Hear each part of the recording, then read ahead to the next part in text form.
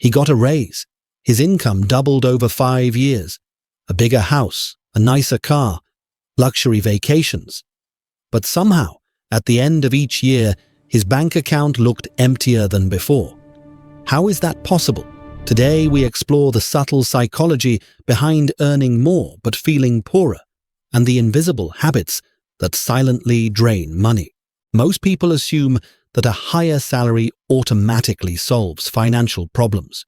In reality, many high earners fall into a trap called lifestyle inflation, where spending rises as income rises. It's not bad luck, and it's not ignorance. It's an invisible pattern that quietly eats away at wealth over time. Even people making 6 figures can feel financially stuck, and sometimes worse than before. Meet Alex, a software engineer in his 30s. Over 5 years, he climbed the ladder fast, promotion after promotion. His income jumped from $70,000 to $150,000 a year. At first, it felt like freedom. He moved into a better apartment, not bigger, just nicer. He bought a luxury SUV, because why not? Weekend trips became normal, flights booked on impulse, hotels chosen for the view, not the price.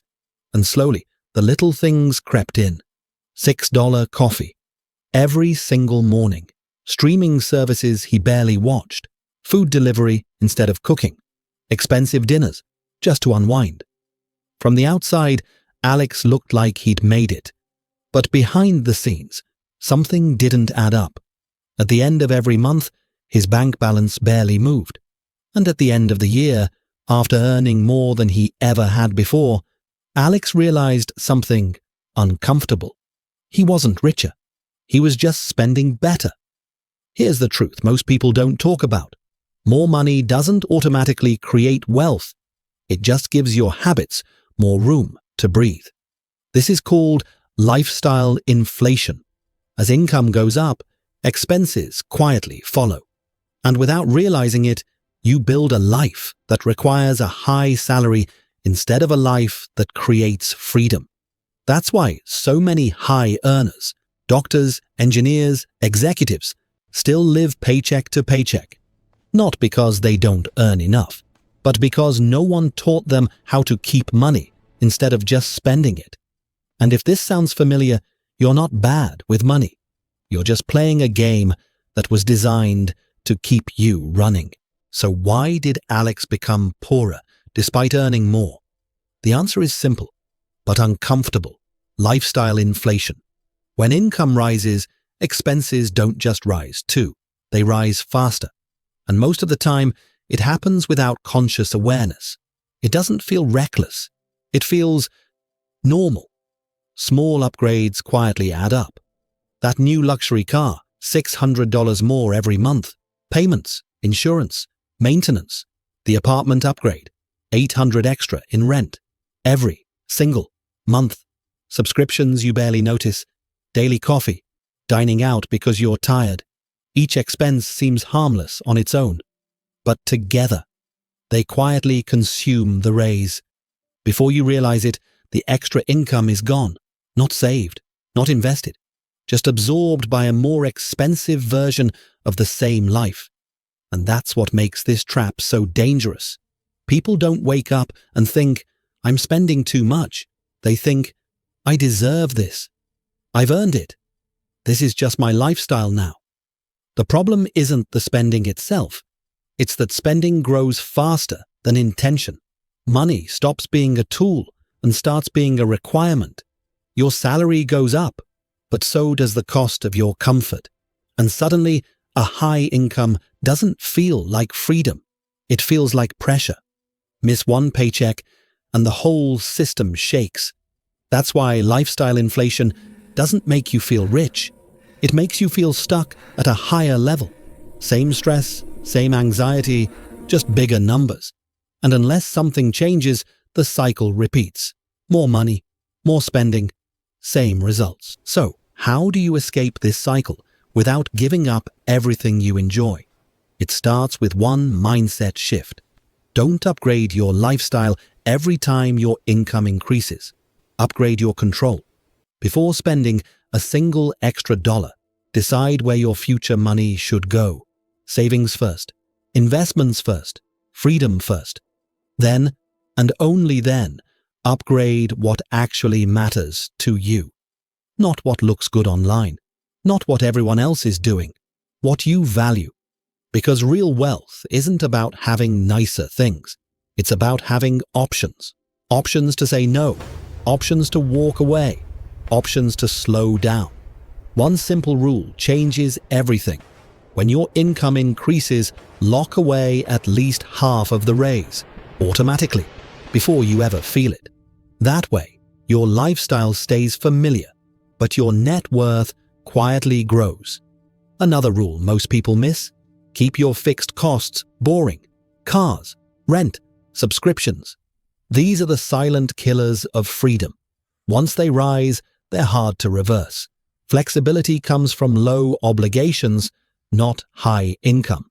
And here's the most important part. You don't need to feel deprived. You just need to be intentional. Spend generously on the few things that truly improve your life. Cut ruthlessly on everything else. Because the goal isn't to look rich. The goal is to stop needing your next paycheck. That's when money stops controlling you and starts working for you. Notice how small, habitual expenses quietly multiply over time. They don't arrive all at once, they slip in slowly. So slowly, you stop noticing them. Even when you earn more money, your brain's idea of what is enough keeps moving. What once felt like a luxury starts to feel like a necessity. And that's why, surprisingly, some people feel more stressed after a raise or promotion than before. Because now, there's more to maintain, more to protect, more to keep up with. Have you ever felt richer, but somehow still broke? That tension you feel? That's not a money problem. It's a perception problem. Your income changed, but your awareness didn't. So take a moment right now. Think about the expenses that feel normal in your life. Not the big ones, the small, repeat ones. The daily habits that don't feel optional anymore. Because those quiet costs are often the ones that decide your financial future. And once you see them clearly, you finally get a choice. Alex tried to control it with budgeting, spreadsheets, categories, limits, but budgets fail when psychology drives behavior. Because money decisions aren't logical, they're emotional. Alex didn't overspend recklessly. He upgraded intentionally. More expensive groceries to match his income. New electronics every year just to keep up. Vacations that became more elaborate, but not more relaxing. Each upgrade felt reasonable, even responsible. After all, he could afford it. But affordability isn't the same as sustainability. Psychologists call this the treadmill effect. The more you earn, the more you spend. And no matter how fast you run, you stay in the same place. Your income rises. Your lifestyle rises with it. So the feeling of progress disappears. That's why budgeting alone often doesn't work. Because budgets fight symptoms, not the cause. They try to control spending after the decision is already emotional. Real change happens before the money is spent. It starts with identity. When income increases, people unconsciously upgrade who they think they're supposed to be. Nicer things, higher standards, more expectations. The danger isn't enjoying success. The danger is tying your self-worth to your spending. Because once spending becomes identity, it's almost impossible to cut back. The real lesson here is simple. Wealth isn't just about income. It's about mindset and habits. And until those change, no raise will ever feel like enough. The real wake-up moment came when Alex faced an unexpected car repair. $2,500. Not a luxury, not a choice, just life happening. And that's when reality hit. He didn't have an emergency fund. Despite earning more than ever before, Alex had less financial freedom than he did years earlier. One surprise expense was enough to shake everything. That's when he understood something critical. High income feels powerful, but it's fragile without preparation. The hard truth is this: money alone doesn't guarantee security, and it definitely doesn't guarantee happiness. Without awareness, more income simply magnifies existing habits. The same patterns, the same stress, just larger numbers. But here's the shift. Once Alex recognized these invisible psychological forces, he finally had leverage, because awareness is the first form of control. And understanding how money really works in your mind is the first step toward real financial freedom. Alex's story reminds us of something important. Earning more money can feel like progress, but when habits and expectations grow alongside income, that progress can quietly turn into a trap. Because real wealth isn't measured by your salary. It's measured by control. Control over your spending. Control over your decisions. Control over how money fits into your life. When income grows but awareness doesn't, stress replaces freedom. So take a moment and ask yourself, has earning more ever made life feel heavier, more complicated, more pressured? If so, you're not alone. This isn't a personal failure. It's a psychological pattern that millions of people experience, and the first step to escaping it is simply noticing it. So I'd love to hear from you. Have you ever felt that earning more didn't actually make life easier? Share your experience in the comments.